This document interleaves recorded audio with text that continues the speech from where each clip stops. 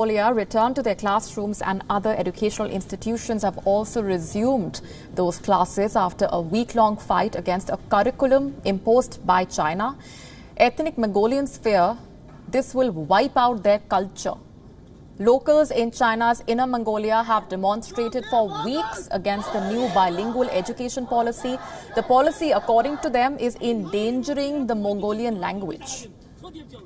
The policy requires schools to use new national textbooks in Mandarin, replacing Mongolian language textbooks. It affects schools where Mongolian has been the primary language of instruction.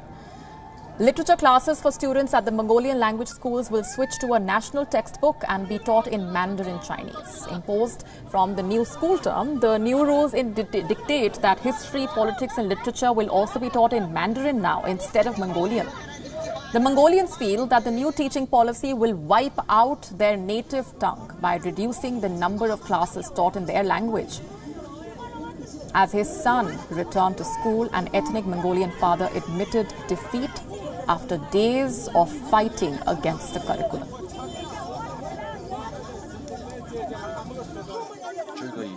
In the past, Mongolian schools taught Mandarin from the 3rd grade, but now they straight up just unified national textbooks from the 1st grade.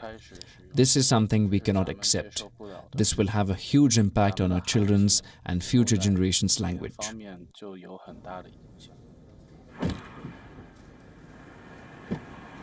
The crackdown has intensified over the past few days, forcing parents to give in to the Chinese policy. Armored vehicles moved in to surround the schools in Tongliao, a stronghold of resistance.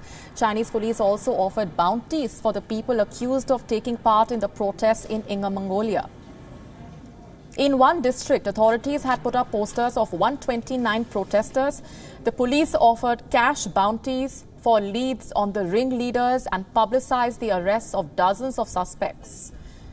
Parents who refused to send their children back to school were threatened with layoffs, fines, and even the students' expulsion. The organizers of the protests have all been arrested. Now no one is organizing protests. Now every local government, schools and teachers are threatening Mongolian parents using various measures if they don't send their children to school. Little by little, parents are all sending their kids back to school. Beijing's attempts are consistent with its policies in Xinjiang and Tibet, where the regime is trying to oppress the culture of the minorities by running a forced assimilation campaign. The interference in the curriculum aligns with remarks by President Xi Jinping that Mandarin language ability leads to greater prosperity for the ethnic minorities across China. Inner Mongolia is home to around 4 million ethnic Mongolians, who form around 16% of the region's population. It is the only place in the world still using the traditional Mongolian script. Rights organizations across the world have condemned China's campaign in Inner Mongolia, but much like in Xinjiang and Tibet, they have had no impact on the regime's policies.